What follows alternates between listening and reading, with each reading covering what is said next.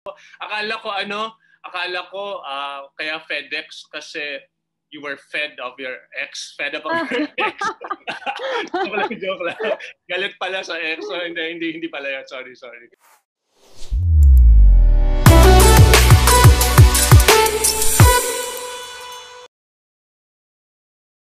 Kamusta rin? Meron din tayo sa Facebook. Kamustahin natin ang mga nasa Facebook Live. Si Angel, si Rebecca, si Marie Nella, si Philmar, si Mary Rose, si Orland, si Tita Evelyn, si Mara, si Mary Ann. Ayan, good morning sa inyong lahat. We are excited ngayong araw na ito. Alam ko excited na rin kayong magsimula. But before that, yun nga, I hope everyone is doing safe.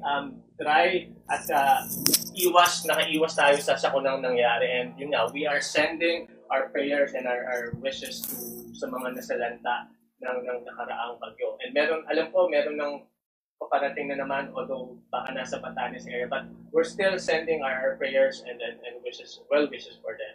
Alright, so bago po tayo magsimula, let me just share some great news for you guys. So let me just share my screen.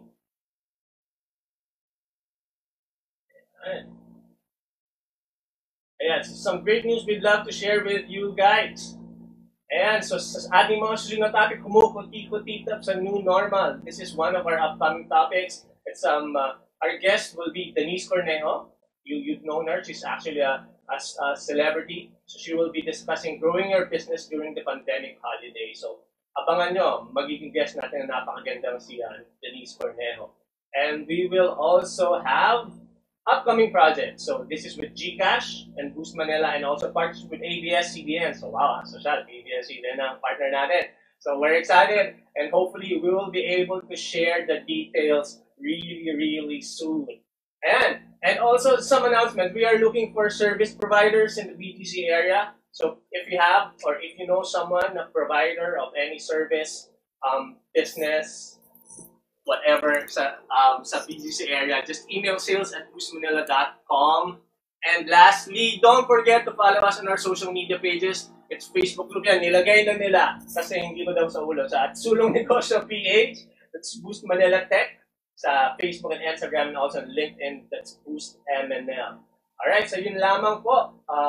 Just a few reminders. And also, later on, we will be giving you again a link for you to accomplish an e-survey at the end of this webinar. We will also be discussing, giving the link for you to register your certificate. And again, some of the topics na mga suggestions for the upcoming webinar series. Ayan. So reminders lamang po, no? If you have, if you're on Zoom, if you have any questions at any point of the discussion of the webinar, just feel free to pwede kayo mag-raise ng hands, pwede naman mag-unmute, kung gusto nyo magpakita sa screen, pwede rin naman.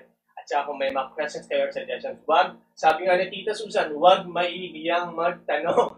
Alright? Sige. At yun lang, let's start learning, and I'm excited to be introducing our guest speaker for today. She's no other than Nicole Soltes, Senior UI and UX Designer from Ogilvy and Mather, Philippines. And she has 7 years of experience doing UI and UX Designer. Ayan. So, nandiyan na yata ang ating guest. Napakagandang si Nicole. Good morning, Nicole! Good morning! Ayan. Good morning. Huwag mo na akong ipo. Parang magkasing edad lang naman tayo. Sige. Lokohin natin yung sarili natin. So, merong cute na dog na na-meet ko na kanina si Nicole. No? Si Pilog. Ano pa nang name ng dog mo? Crom. Hi, Crom. Medyo nakakatakot. No? Hindi naman. Mukhang mabait naman si Crom. Alright. So, Nicole, kamusta? What's keeping you busy during the pandemic? Wala. Nagpipenik na trabaho, working from home. That's good. It's good to hear. Ayan. Yung company ko, start niya lang din ng online business. Wow! So hopefully naka-attend siya, no, Nicole, this webinar series. So, yan. So maraming gustong matuto, especially na mag-business ngayong pandemic. Especially na paparating na yung holiday season. Alright, so Nicole, I think everyone is excited kasi itong specific topic na to, ni-request talaga ito ng ating mga viewers. Karamihan nga pala ng ating mga viewers from Facebook and Zoom are actually marketing students. Hello sa mga University of Caloocan marketing students. Yan, mga students, and also we have agribusiness from Ilocos. So meron din tayo mga small and medium business enterprises na excited. So alright, so Nicole, if you are ready, you can start sharing your screen. Okay.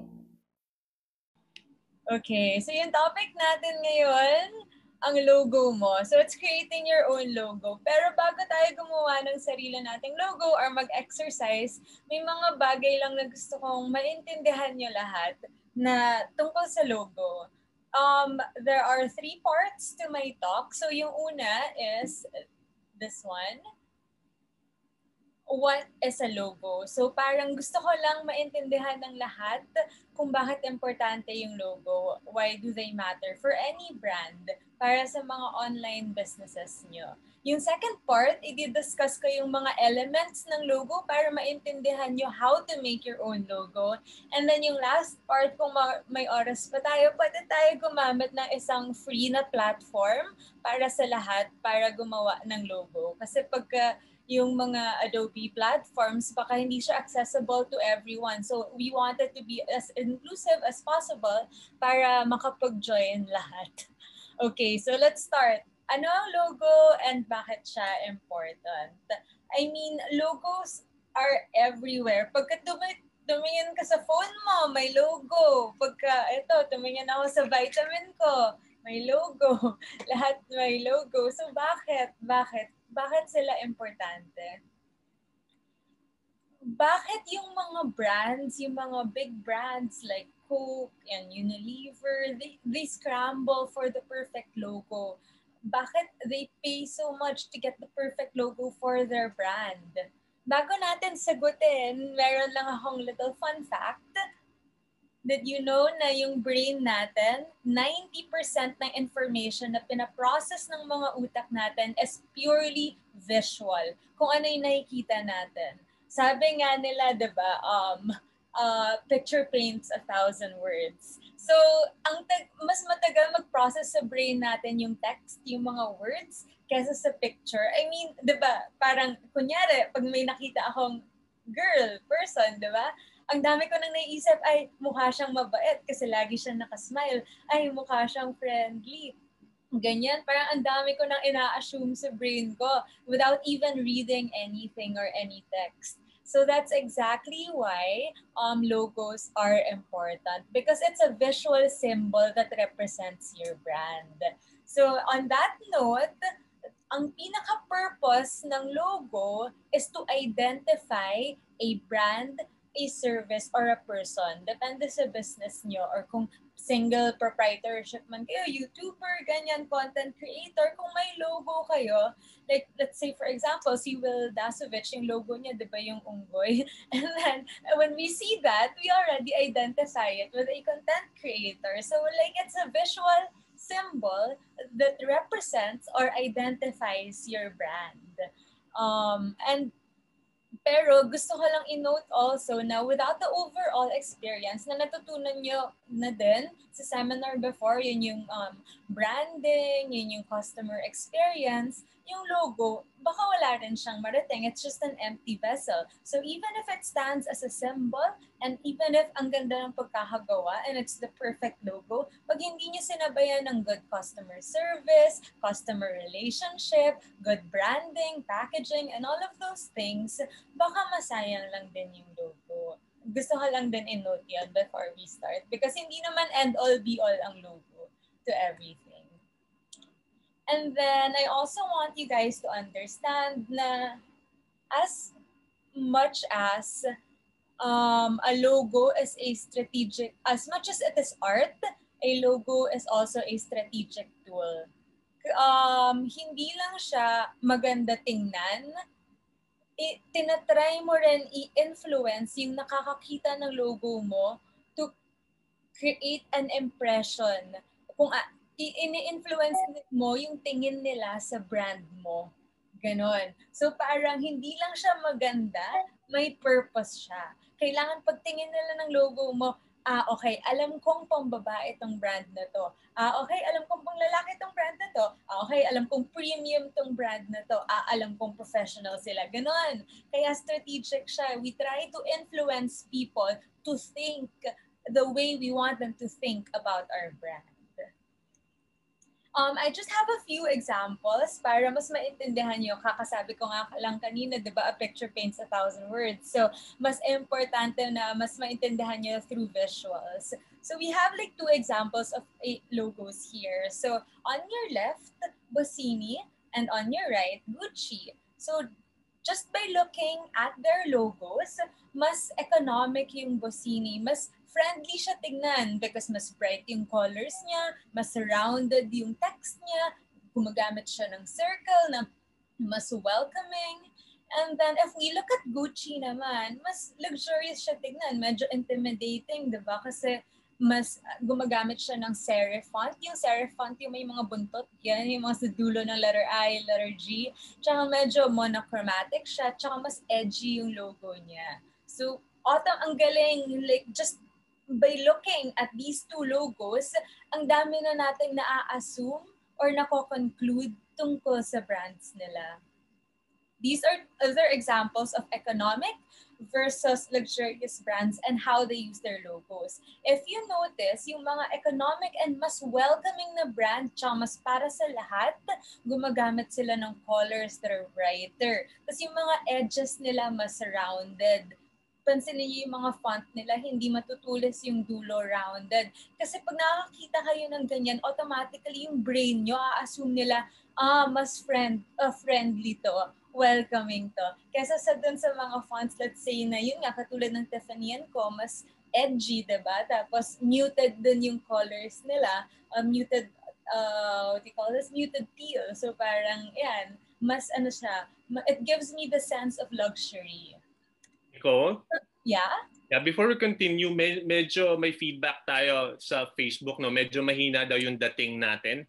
So if you have a headset, or at least, yan. Para at least hindi rin mapagod ang yung lalamunan sa pagsalita para marinig nila tayo ng very audibly and clearly. Ito, naririnig niyo na ba ako? Yan, perfect. Okay, cool. So, as I was saying, sana narinig nyo naman kanina na yung difference between an economic logo tsaka luxurious logos. So, I was saying na just by looking at, okay, ito, example na to, diba? Just by looking at these 2 logos, meron na agad tayo na assume about the brand. Cebu Pacific, kahit kunyari hindi ko alam yung Cebu Pacific as an airline, pag nakita ko yung logo nila, i-assume ko na, mas budget-friendly sila. They use yellow, so medyo mas accommodating sila, mas welcoming sila, mas for everyone sila. And then, even their font choice, may rounded edges. So parang automatically our brain would think, oh, it's a more friendly brand. And then when you look at our more premium airline in the Philippines, Philippine Airlines, if you look at their colors, it's more solid, parang mas stern sila. And then they use a lot of edges also, meaning yung brain natin, napaperceive natin sila as a little bit more luxurious or a little bit more on the higher end compared to the competitor. So ang galing, ang daming na conclude ng brain natin just by looking at a single symbol. And that's what I want you guys to understand, na yung logo nyo, it's not just maganda, it's not just art, but it's a strategic tool para ma-explain nyo yung brand nyo using a single symbol without even saying anything. And that is exactly why it's such a powerful tool. And that's why I like it so much. And then another example here is a contrast between masculine and feminine logo. Mapapansin natin kapag feminine yung logo, mas maraming curves, mas soft yung logo. And automatically, pagkita ko ng Dove as a logo, as a brand, I would assume, pang babae. And then pag tinignan natin yung Axe, mas edgy, monochromatic, ang makakapal yung lines, tapos even everything. Parang it forms like a shape na rectangle, which is very manly, very edgy. So automatically, when I see this logo, I would assume, pang lalaki to. So, ang galing, di ba? Walang sinasabi yung brand. Just by the logo, na-assume mo na sino yung target audience nila. And then, for example, Unilever and Apple. Apple, as a brand, this just shows you how also the values of the brand are represented. Apple, as a brand, they want to be simple, yan, straightforward sila, user-friendly yung mga gadgets nila, kaya yung logo nila simple din. And then, ang Unilever naman, if you guys know, may mga 400 brands under Unilever. Marami silang values, marami silang brand identity. So if you look at it, mas complex yung logo nila because they represent so much under their wing. So that's a contrast between the two. And then a playful logo and a serious logo. So naa-assume ka na agad just by looking at Toys R Us, pang bata to. And then just by looking at Time, I mean like, mas serious to, mukhang news to mukhang pang matatanda to, ganyan, di ba? And then something a little bit more familiar, lalo na ngayon, I'm sure a lot of you guys are online shopping. So if I look at the Shopee logo and the Lazada logo, mas na-assume ko na mas user-friendly, mas budget-friendly yung Shopee. They use rounded edges, and ang galing na they use like a shopping bag because automatically alam ko na agad, online shopping to. And then Lazada naman, mas strong yung logo nila, 3D. So medyo it gives me a more premium feel as compared to Shopee. And true enough, ganun naman yung marketing strategy nila both. So again, why do logos matter? I just have a brief summary, but before I go to that, if you guys have any questions, I can answer them. Pero kung wala naman, meron ba? Okay. We can proceed. So again, why do logos matter? Number one, they are the face of your business. As I was saying, ito yung unang impression sa business mo, and it represent a symbol that represents your business. Number two, establish instant brand recognition. So obviously, like when I think of McDo, naiisip ko agad yung letter M, yung arches na letter M. And inversely, when I'm saying brand recognition, pag inisip ko yung pag nakita ko yung letter M, ma-recognize ko agad na McDo yun. And yung check ng Nike, pag nakita ko yung check, ma-recognize ko yung brand na Nike. So instant brand recognition yun. Also for like mga collaterals niyo, mga damit, ganyan, di ba? Even if you just put the logo, ma-recognize na nila yung brand. And then, as I was saying kanina, and I was emphasizing a lot, logo design influences our decisions. So kunyari ako, naghahanap ako ng mas feminine brand or naghahanap ako, let's say, ng toy para sa pamangkin ko. If I see the Toys R Us logo, doon ako pupunta kasi ang hanap ko, toys. Syempre, hindi ako pupunta, let's say, sa Gap.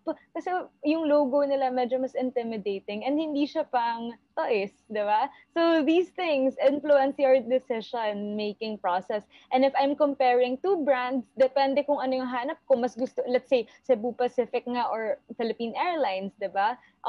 Kung ano mas hanap ko ba budget-friendly or gusto ko ba mas premium, just by looking at their logo, may influence na agad yung decision ko on which brand to look at first. Syempre, kung budget hanap ko, doon ako sa mas friendlier na logo, yung mga may mas welcoming na colors and mas welcoming na font. So that's how logos also influence our decisions and the decisions of our target market. And then, as I was saying, it creates a good first impression kasi it's your first ever chance to impress your customer and to attract them to look at your business. So those are the 4 things, the reasons why logos are important and why they matter and why you should give importance to them. And so next part ng talk ko, we'll talk about creating your logo and the elements that you should consider when you create your logo. I'll be talking about colors, typographies, and shape. But before I move on, may mga questions po ba? I'm checking. Salty palang nickname ni Nicole. Shout out kay sa yung mga friends and supporters from CAF. Oh, wow. From L. Yan. Hello, L. Yan. Kamusta kayo? Ayan, wala pa naman tayong questions pero may comments about yun nga, Apple being simple logo pero expensive daw. Yes. Yeah. Expensive sila pero yung personality kasi nila as a brand, yung value nila, they want to create mga platform or mga programs na na madaling gamitin. Kaya simple din yung logo nila. Ayan. So, ayan, may mga additional viewers tayo. We're just saying hi to Eliza, Roxanne, Cameron, si Dave, si Mariel, si Roque, si Angelo, si Harrison, and si Dems. Si Bernard also, si John Ray, Jonaline. Daming pabate, no? Okay, we can continue. Audio? Or okay na ba?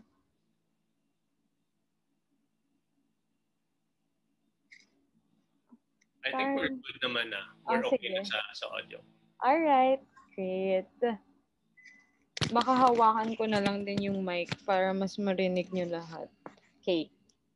Next part, creating your logo and the things that we should consider when making our logo. Number 1, colors. Meron lang ako medyo, hindi naman siya intimidating, pero it's just a rainbow of colors. And automatically, kung ano yung gusto nyong iparating sa market nyo, this is like a cheat sheet na para magamit nyo kung depende sa personality ng brand nyo na na-identify nyo. Yan.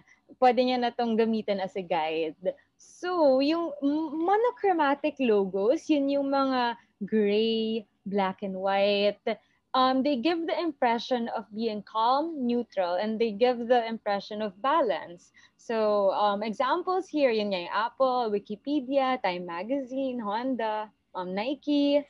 And then, green naman, peaceful, growth, and health. So, usually, ito yung mga growth, we automatically link that to nature and even health. So, usually, yung mga brand that uses green are more of mga, let's say, yun nga, Animal Planet, Tropicana, yan, yung mga Whole Foods, yan, yung mga brand na yan. But also Land Rover, kasi diba, mas pang outdoors sila, nature, na-relate mo sila sa ganun. And then, peaceful brands also.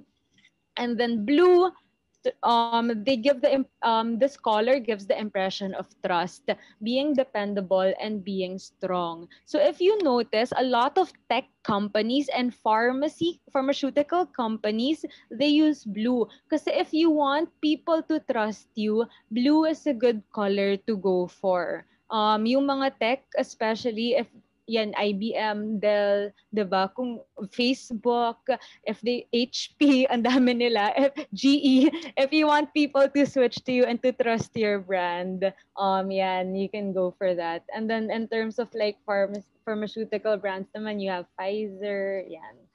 And then purple naman, it's a little bit more creative, imaginative, and wise. Pagka mas feminine yung brand, we can also use pink to create this impression of creativity, of being imaginative and being wise. And then red, yan, mas exciting, mas bold, mas youthful.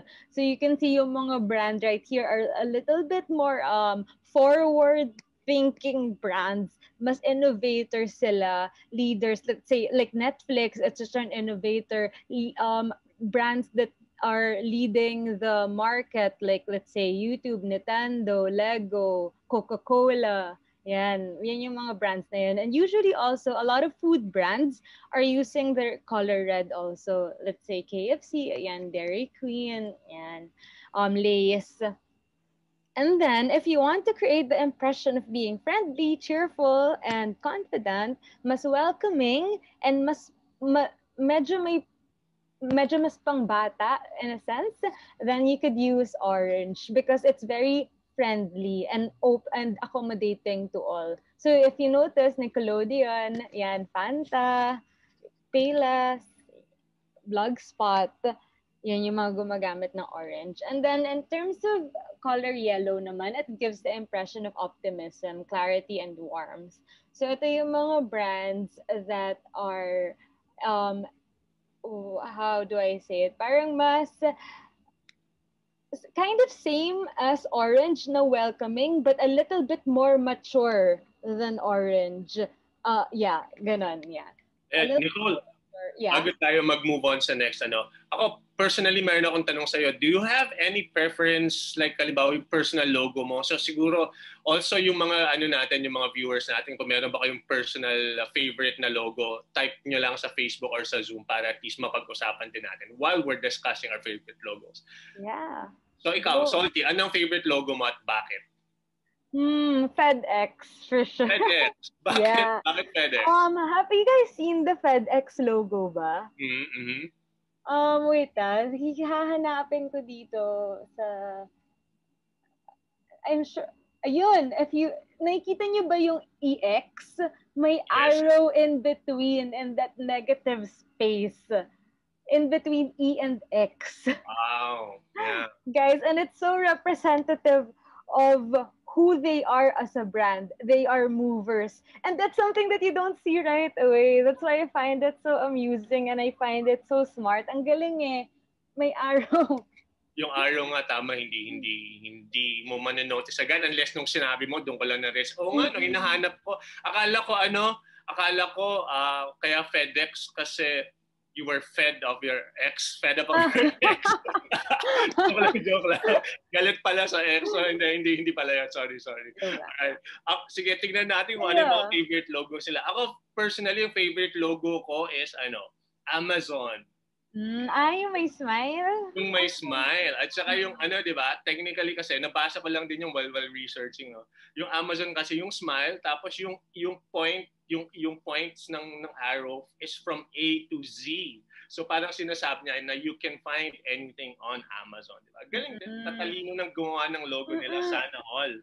Nakakatuwa yung mga ganun, no? Yung mga little things na hindi mo naman mapapansin at first. Pero mapapansin mo as you talagang pinag-iisipan, no? Every detail, every element of the logo is importante. Ayan, sige, tuloy na natin. Excited na tayong matuto pa. On that note nga na every detail pinag-iisipan, yun yung principle ko rin when I design. Naniniwala ako na nothing is by chance, na whatever you design can influence, na may natitrigger na certain emotion, may influence mo kung ano yung decision na gagawin or ano yung impression or anong iisipin ng nakakakita. So it's not like art just cause maganda. May mga ganun and maganda naman talaga. But when it comes to like designing for businesses, naniniwala ako na we don't design purely by chance. Agree. Yeah. So yan, on second part, after colors, typography naman. I'll walk you through like different fonts para maintindihan nyo rin kung anong font gusto nyong gamitin for your logo. Tsaka ano yung impression na makukuha ng mga viewers nyo with those fonts. If you look at serif fonts, obviously yung mga examples ko to your right, they are very serious. Tapos parang ang classy and it gives me the sense of heritage na parang, okay, established na tong mga brands na to. And usually yung mga serif fonts na yan, ang gumagamit niyan, premium brands, let's say kanina nga, Gucci, Zara, and then news sites if they want to give a sense of being serious, ganyan. And then keywords lang para maalala nyo lang na kunyari if serif ang ginagamit nyo, it gives the impression of trust and respectability. So kung gusto nyo yung brand nyo, people look up to, people trust, if you want to elicit a sense of trust, yan, serif gamitin niya. Slab serif naman, ano siya, subset siya ng serif font. I discussed kanina, di ba, serif, yan yung mga may buntot. yan. Times New Roman, if you guys are familiar. Yon, classic serif font yan. Slab serif naman, may mga buntot din sila, pero mas makapal sila. And dahil mas makapal sila, it gives us the impression that they are confident, very solid, and they have a bold attitude. Yan. So it's kind of a mix between the impression you get from Serif of class heritage, trust and responsibility, pero haluan mo ng impression na parang okay, solid, mas bold to, mas daring. Yan. Kaya yung keywords na to, innovative, confident, and creative. Sans serif naman, which is my personal favorite, is yun yung mga walang buntot. Basically, sans wala. Serif, yung tail. So it's a little bit more straightforward and simple and no nonsense kasi wala silang mga extra things that are not needed. So yung keywords niya, honesty, sensibility, and clarity. Script naman, yan yung mga parang handwritten fonts. It gives the idea of femininity, elegance, and creativity. Watch out lang when you use mga script fonts. Make sure it's still readable because yung mga script fonts, minsan, sa sobrang elaborate and complicated nila, mahirap na sila basahin. So if you notice yung mga brands here, mas ano sila the way they market themselves, mas through emotions, through connecting with their audience on an emotional level. Kasi yung script na font na yan, it's a little bit more personal kasi nga it looks like it's handwritten. So it's more connected to human emotion and also creativity because it's made by hand. And then, the last one is a decorative font. So, itong mga font na to, sometimes, well, most of the time, they are made specifically for the logo. And they are so unique because, well, nothing is like it. And then, from the, like, let's say, for example, the Disney logo. From the logo itself, gumagawa na yung mga tao ng mga font out of it. So, it's so unique and it's so distinct to the brand itself. So if you want to create that impression na you're unique and casual, direct, and you're fun because like you're not like anyone else, you kind of want to use more decorative font. But at the same time also, it's kind of like script. Make sure na you don't over decorate because sana legible pa rin siya, nababasa pa rin siya. And then the third part, so we already talked about, diba, yung colors, yung color psychology and how it influences perception, kung ano yung tingin nila sa brand mo. Number 2, typography. Anong font ang pwede mong gamitin para depende sa brand personality mo. And then third, shape. So marami, like, honestly, sa logo kasi, hindi ko naman ma-discuss every single illustration that goes into a logo. Like, let's say yung sa Amazon nga, yung smile that goes from A to Z, hindi ko naman ma-explain yung every single detail that goes into those. Pero, gusto ko maintindihan niyo yung very foundation of all of the symbols that are used in logos, which are the shapes that they form, that they are derived from. So, there are like 3 basic shapes that I will discuss.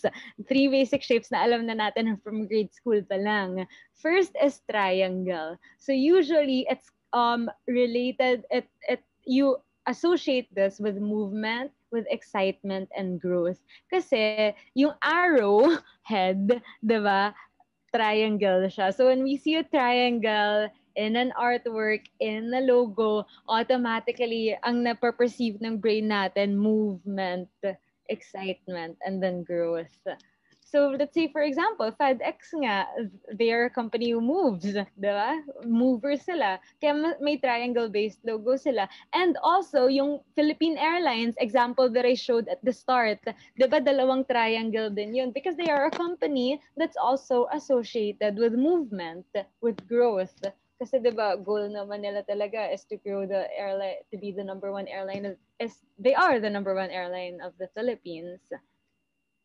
And then circles naman, they give the impression of love, comfort, and inclusion. Kaya if you know the song, yung Jubilee, ganyan, we form a circle, diba, for family. Kasi mas ano siya, mas welcoming. And then we kind of associate circles with like hug, it's cuddly, you know, our toys are circles. So if you wanna send a message of unity, compassion, yung comfort and inclusion, circle. Go for like more rounded corners and use a little bit more circle. If you're familiar with Canva, yung logo nila, they want a platform to be used by all to create nice designs. So if you want to be inclusive, yan, circle. The one in the middle is a logo I personally made. So it's a letter S but two people, and then if you connect them, it's gonna form like a circle. Wow. Tapos, yeah. And then yung letter S here, yung Skype, since they are also inclusive, gives out a sense of community, kaya ganyan din yung logo nila, circle, but also cloud. Cool. And then squares naman. So, okay, triangle, movement, circles, parang inclusivity, comfort.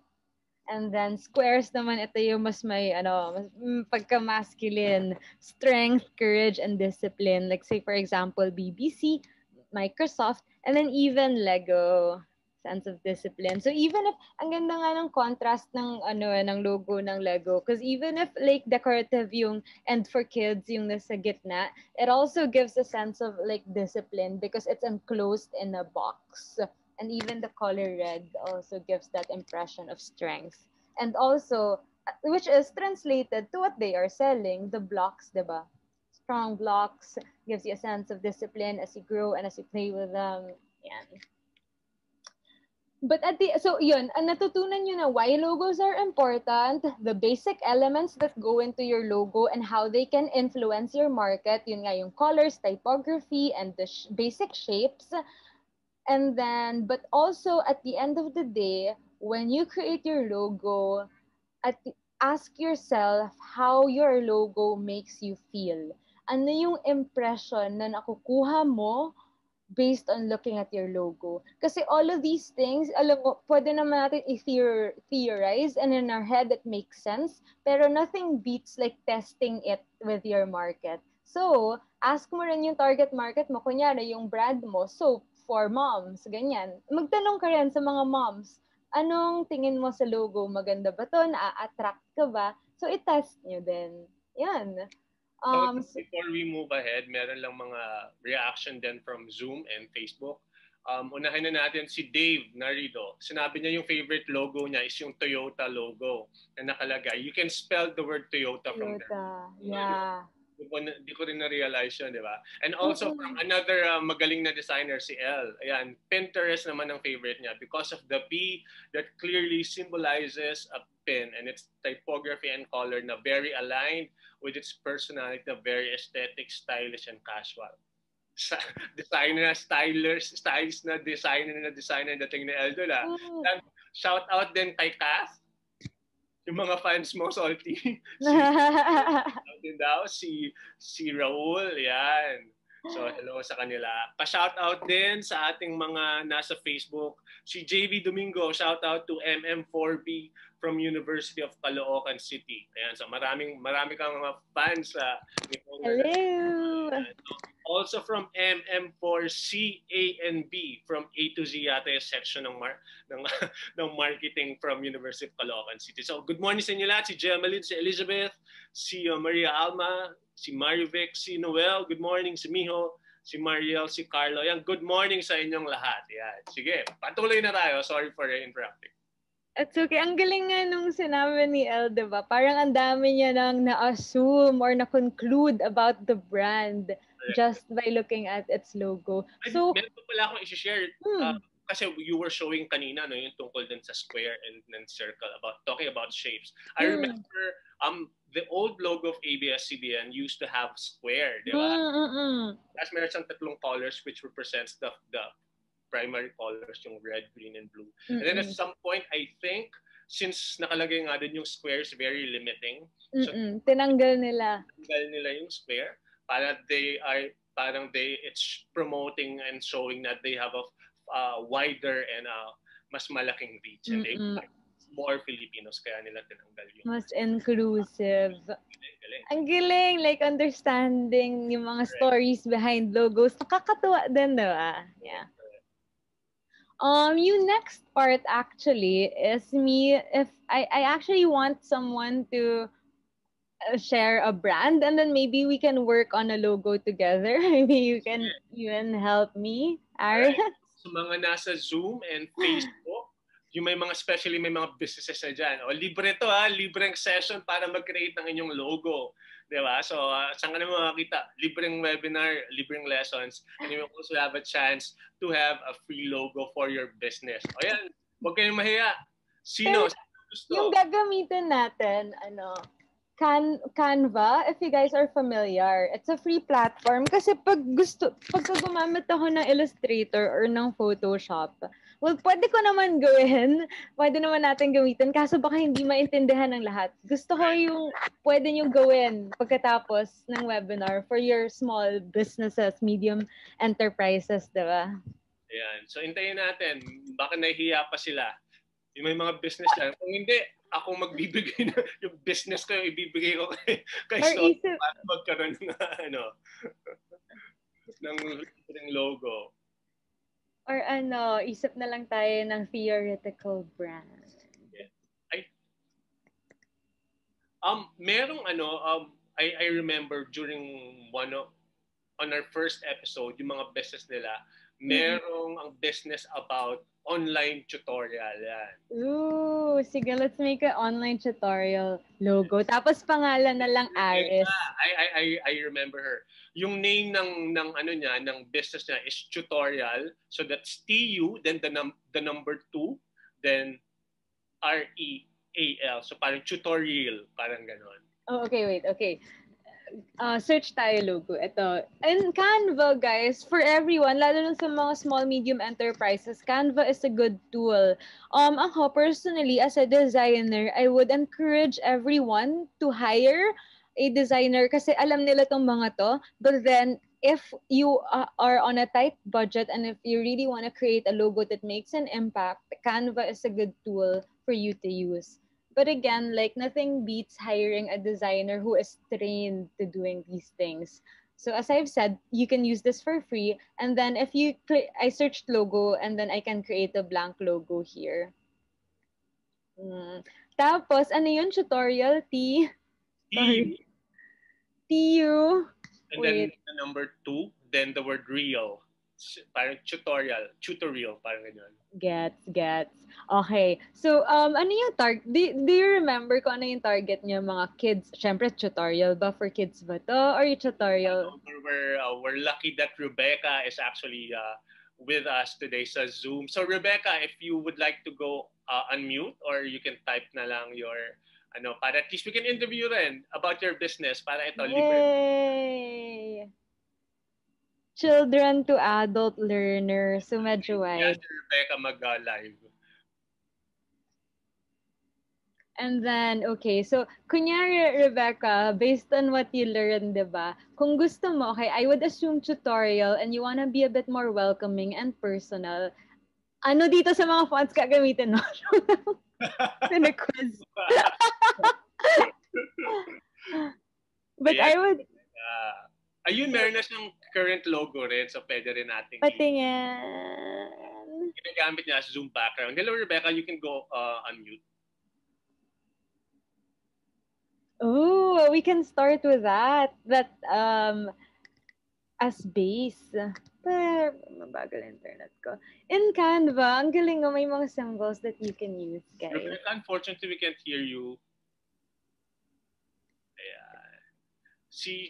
If I remember it correctly, Rebecca, she just started her online tutoring business. So it's really a good help for her para at least mag-guide din natin siya kung ano yung mga pwedeng gawin for the logo, mga best practices. Pero ito, nakita ko yung logo niya na ginagamit niya sa kanyang Zoom background. Maganda naman na yung logo niya. Pero syempre, of course, we can be guided by a professional designer ika nga. So gusto ko, maganda yung jump off point na natin diba? Ang galing, even if hindi trained si Rebecca, kung Rebecca, ikaw ba gumawa ng logo mo, may mga elements na tayo nakikita that already gives certain perception, diba? She used the circle, the ibig sabihin welcoming tayo for everyone. And then she used blue. Diba we also learned na blue, if you want to elicit trust, kung gusto mo pagkatiwalaan ka, use blue. So ang galing, nagamit niya na yung mga yun, diba? Oh, hello. Ayan, Miss Rebecca, good morning. Good morning. Change my audio. Naka-speaker kasi ako kanina. Ngayon naka-headset I'm na. not sure, Miss Rebecca, kung na-capture mo yung minention ni Salty kanina. She mentioned na yun nga, you have a good start na kasi you have already a logo, yung blue. Question lang, meron bang tumulong sa'yo na professional to create your logo, or how did you go about creating your logo pala? At first, I did the tutorial and made it yung medyo formal yung font. Then a friend told me to make it parang round daw. Round ang edges para pangbata. Kasi ang sabi ko before, we are not, the children or the learners are our, yung parang product. Pero yung magbabayad kasi yung parents, kaya I made it look formal. kaya ganun. So parang yung kasi, so meron, kasi we are a group of different, with different skills. Yung iba programmer, IT ang background. Ako naman nasa administration. So, yun ang nasa isip ko kasi kung di ba, sinisingil natin yung parents, pero yung mga bata ang magtuturo. So parang, yun na nagiging product, yung mga bata pag natuto, tapos usually yung parents ang unang nakakakita. Kailangan ba ng anak ko ng tutor? Yung ganon. Kasi it's my orientation sa admin. Thank you for giving support. Sure. And that thinking then, di ba? So you're talking to moms, pero ang sinaservice mo kids. Ang isipin mo na, kunyari as a mom, kung mom ka na ba, or if you put yourself in the position of a mom, maghahanap ako of a symbol that represents children. Kasi yun yung hinahanap ko, a tutorial for my kid. So at the end of the day, mas medyo pang bata tayo. Kunyari, moms din naman nagsha-shop sa Toys R Us, sa Toy Kingdom, di ba? Hindi naman pang mom yung nila, yung logo nila. Yun. So, yeah, there. I actually found may significance ba yung number 2? Oo, para kasing yun parang instead na mag face to face or yung kasi 'di ba one-on-one ang tutorial. Kaya may 2 sa gitna. So it's a tutor and then kasi pwede rin kaming group. Hindi kasi pa lang siya 23 days. Pa lang. Tapos yung parang ko lang siya, pinasok kasi yung school na pinagtatrabaho ng mga friends ko, nag-close. Sabi ko baka wala silang work. So, inopen ko yung tutorial para, kasi online naman na karamihan. So, yung anak ko nahirapan din sa modular. So, baka may parents na gusto magpa-tutor. Meron din naman, nakakatuwa. Nakakatuwa nga how people are adjusting now, diba? Oo. Tsaka nakakatuwa kasi yung meron akong friend na Japanese, meron siyang tutorial sa Japan.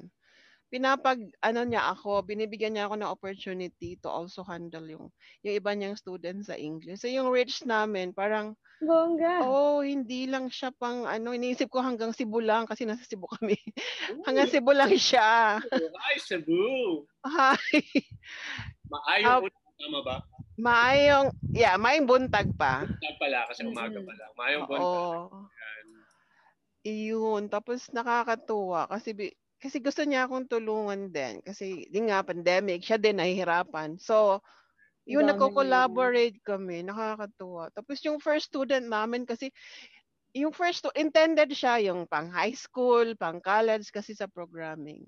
Tapos, meron akong nakita sa FB, naghahanap ng math tutor. Isa yung ino-offer isa yun sa mga skill ng teacher namin. So, natawa ako kasi from Cebu yung kausap ko, pero yung student nasa Canada. Wow. Diba? That's connection. Grabe yung digital, ngayon, rich. Okay, sige. Going back, Rebecca, question.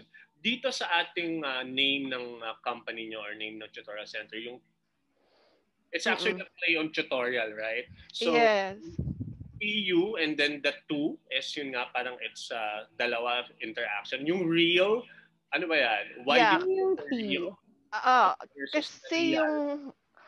kasi yung real na yung mga tutors namin talagang yung iba programmers, graphic designer, Maganda ba yan? marami bayad kasi kami pero certified yung mga teachers like licensed teacher, may masters, may hugot, may mga kasi sila, may talagang certified Mm-mm. dun sa skill na. Kaya yun ang concentration. We are real tutors who would like to help parents in their learning journey of their children, even the adult learners. Kasi yun ang namin yung reach. Hindi ko nasasabihin kung ano nangyari sa school, pero kami, we are an IT school in Cebu. Tapos we have senior high school, tapos we have yung ABM. Parang in-expand ko na lang into online kasi yung mga workers ay yung mga teachers kailangan din nila ng to continue with their lives. Wala yatang work yung iba or naghahanap pa din. So yun. Wow, sige.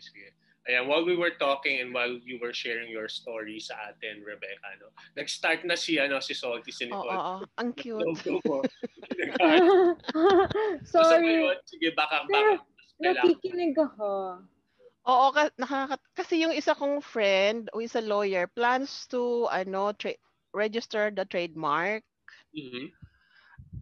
So yun, biglang, baka it's talagang binigay ni God na maging example siya o kasi yun ang plano nung isa naming advisor or consultant, friend ko siya na lawyer. Alam niya yung sa mga tawag dito, yung sa copyright. So yun, nakakatuwa. I'm checking your logo now, Ms. Rebecca. Merong text doon? Or is that a slogan or an additional text? Ano yan, nilagay ko. Parang tagline, learning is fun and exciting. Fun and exciting. Wow. Nag-sweat na ako saglit sa Illustrator kasi may gusto ako gawin sa logo nila. So, I was thinking kasi, di ba, okay, yung number 2, so let's say, yung logo nila, di ba, 2, there are 3 components, di ba? The first word, and then the reason why I asked significant ba yung number 2, why is it there? So I was thinking maybe, okay, let's make this a rounded font first. Rounded. We can use something like that. This one is nice, but also at the same time, yung 2, I wanted, instead of being that, I wanted to be a line that connects your tutor to like your real or something like that. So maybe parang ganon. So it's like syempre, I mean, I can't do it as fast and as nice as I would want to, but just to demonstrate with you guys the idea na I can connect, but I would make this like a bit more curved or something. I can connect the like U with the R just so to give that impression of connectivity between 2 elements or the 2 people that you're targeting, parang let's say like something like that. Wow! Ang galing, di ba? Parang ganon. Pero you have just given me the reason for 2 kasi wow, ang cute! Hindi pa nga siya maganda. Hindi pa nga siya, pero na-amaze ako. Pero usually, gano'n naman nagsa-start yung logo with ideas, diba? You kind of sketch it out. But as you can see, we have all of the elements here. You have something that draws your attention. Yung number 2 that connects 2 elements together and is representative of 2 people. Or, yeah, I can even have like, yung parang logo na ginawa ko before, yung parang curve, tapos merong bilog dito na parang magmumukhang tao siya but also magmumukhang You can even play around with that. And then curved fonts kasi pang bata tayo or a more playful font, ganon. So Nicole, yeah, I we would can... like to capture this. She has a tagline for her logo. It says Mm-mm. fun and exciting. So I'm not sure how you will infuse that or Baka pagka, 'di ba I said kanina, when you mix fonts together, it makes it a little bit more exciting or fun. So I could like, instead of just white over blue, kunyari white to, I can make this to, let's say, a complementing color of blue is yellow. So, but then I would make it a little bit more muted. It's transferred. Wow, very academic na. Kasi yun yung usual color ng schools, 'di ba? Pero ang pangit ng tuko kasi aayusin ko pa yan mamaya if I have more time. And I usually, naka-ano lang kasi ako ngayon naka mousepad. Usually naka-tablet. But I mean, I just want to give you guys the idea of how a designer's mind works when creating a logo. Yeah. Wow. Miss Rebecca, what can you say about the logo that Nicole or Ang cute niya, parang talagang yung, kasi 'di ba, yung ano namin is to support the parents. So there's two, it's between the parent, the tutor, and then you can also have the tutor and the learner. So parang it's, kasi two, I check the meaning of TU, it means you. So parang ikaw ang ikaw dahil sa iyo.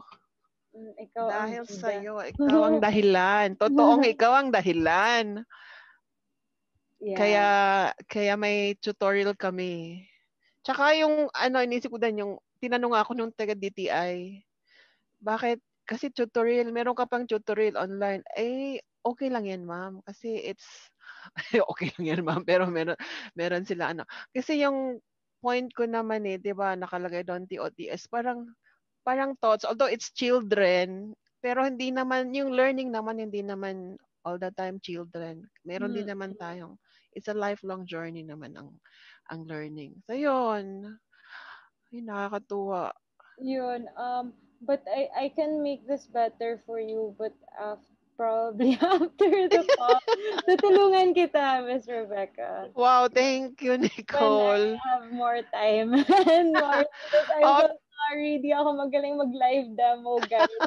But at least napakita ko naman.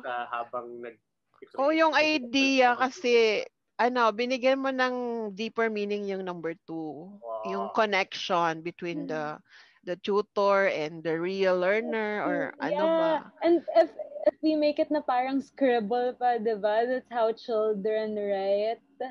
And mas may personality. Wow. Yeah. Kasi yan hindi lang siya tutorial ang target ko. I'm planning to make it a digital, kasi marami tayong tutorial businesses, pero gusto ko din na we go into support like digital learning materials.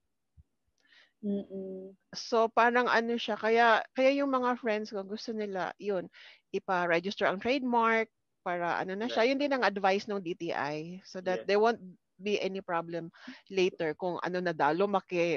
Wow. Especially ngayon, broadcast na natin yung business name mo, baka may kumuha sa picture. Oo, pahingin na recording. Thank you so much, Aris. I didn't expect this actually. Yun lang, parang, okay, so I have friends, I can help. Sige. Yeah. I'll connect you separately, Rebecca. I have a few ideas that we can also explore and feature you in our future webinars then. Wow. Thank you. Thank you so much. Thanks, Nicole. And kamusta sa Cebu? Ayan, bigla akong na-miss yung Anggit. Oo, mainit ngayon. Mainit. May pabugso-bugsong pag-ulan. Okay. Sige. Kamusta sa Rebecca? Stay safe and good luck sa iyong business. And sige, pagpunta kayo dito, punta tayo ng Suroy-Suroy, Sugbo. Okay. Pasyal. Maraming salamat, Rebecca. Ayan. Nicole. Meron pa ba tayong time na mag-entertain ng isa or what do you think? Oh no, we have 2 minutes na lang though. But then, lang we can actually I was playing around with the idea of starting a community and we have volunteer designers, diba, helping small and medium enterprises. So maybe that's something we can do. Yes, Kind yes, of like what we did now. yes. Volunteer designers helping small, medium enterprises. Parang as designers or people who um, have stable jobs, that's the least we can do, diba, to help. Correct, correct. Yeah. Yes. You actually can join, Nicole. You can invite them over to join us sa Sulong Negosyo Facebook group. Yun talaga yung goal namin para sa mga small, micro, small, and medium enterprises. Alam mo yun, to have a support system. Kasi di ba, when we were starting, yun nga, parang aside from the capital, from the ideas for starting up your business, kasama yun, yung branding mo, yung logo. So, with a community that can help you and guide you and, support you sa mga steps along the way. And you mentioned about designers, malaking tulong talaga yan. Sige, sige. Yeah. We can talk about that separately. And, Yeah. sige. So I think, yeah. do you have any other things to discuss, Nicole? Wala na naman. I would just like to say na dun sa ginawa kong logo, I'm thinking of placing more elements that would connote tutorial. But unlike, that's something you can play around after. I can play around with after. Yeah. Yeah, that's sobrang excited na si Mr. Becca. So, feature namin next week siguro yung gagawin mong logo for. So, sana makatulong. May mga question pa sila.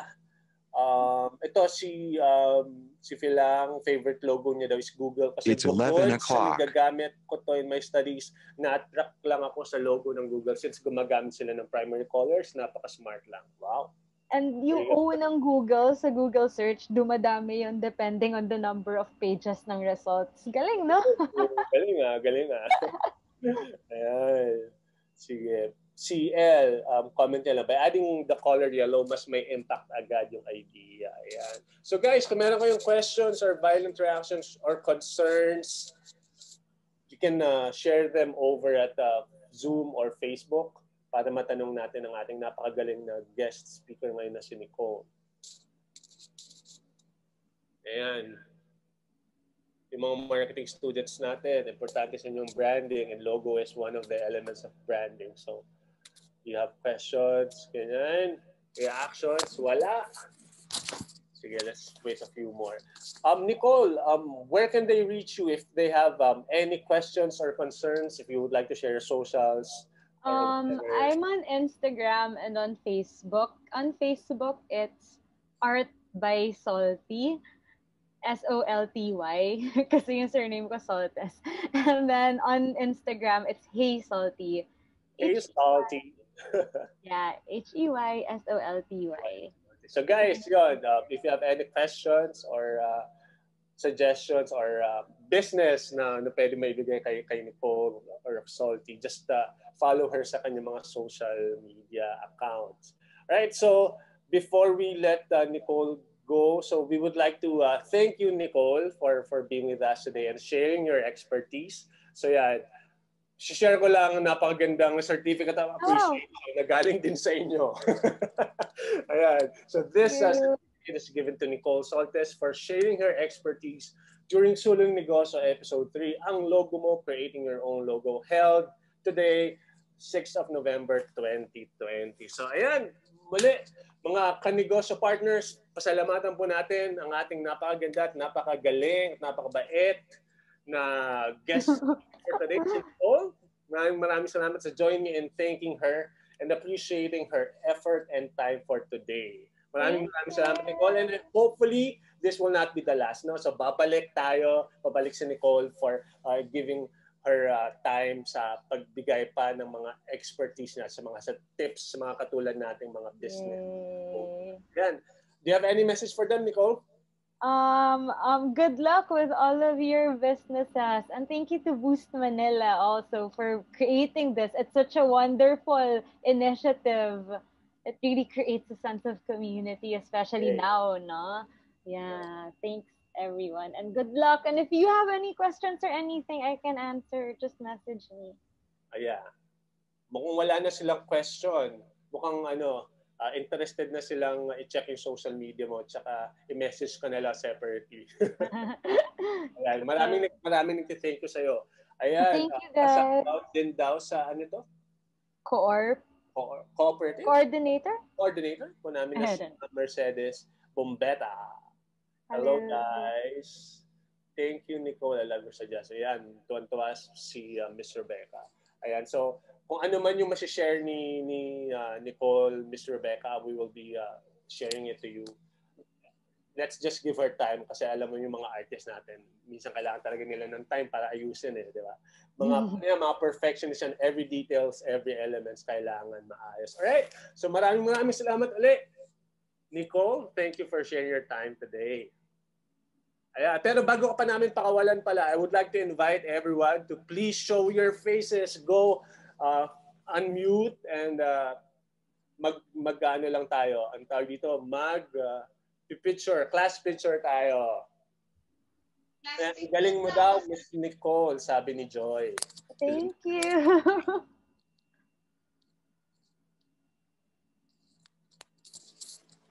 Are you also an artist? Raul is asking, what do you make? Painter. What I make? Ocean. Yeah. Dagat. Mahilig ako mag-paint ng dagat. Is it your painting? Yeah, that's my painting there at the back. Galing. So hold on. Let me just shift para mag-class photo tayo. Guys, please show your faces. It's time. Si Miss Gail, nasa office pa, naka-mask. Hello, Miss Gail. Ayan, may dalawa tayong pages. So, let me just take the photo. So, guys, if you're ready, hold on. Guys, magpakita kayo. Sira Campo. Okay lang. Naka-post naman si Patricia. Maganda naman shot mo. Okay lang. Alright, so I'm taking the photo now. 1, 2, and 3. Alright. Rinig na rinig pa yung shutter sound. Ayan. Next page. Ayan, one more. Hold on. 1, 2, and 3. Ayan. Thank you, guys. Maraming salamat. Again, thank you, Nicole. Palakpakan natin si Nicole. Napakagaling. Thank you for having me. Thank you so much, Nicole and Sir Ari. Thank you so much. And guys, over sa Zoom, I will be sharing the link for the survey and for the e-certificate if you will be requesting. So request away, just register. If you have any future topics that you would like us to discuss and to host, we will be doing that. Yan, excited lang kami. Tulad ng pinakikita ko kanina, no? We will be featuring some artists, hopefully, ng Star Magic from ABS-CBN. Also, we have a partnership with Globe and GCash. So hopefully soon we will be able to share these good news to you guys. All right. So we'll also be featuring entrepreneurs or other small businesses for our future topics. So if you would like to be featured lang sa Sulong Negosyo, please send us a message, ping us privately, send us a PM if you would like to be featured also. All right? So maraming pong salamat. I will be pasting the link to the survey. So please enjoy. Maraming salamat muli. My name is Iris and I am your host for today. On behalf of Boost Manila, on behalf of Jared and Anton, we would like to thank each and every one of you. Stay safe, guys, and good morning. Good morning. Good morning. Thank you so much. Thank you. Thank you. Bye. Guys, see you next episode. Bye. Bye. Thank you.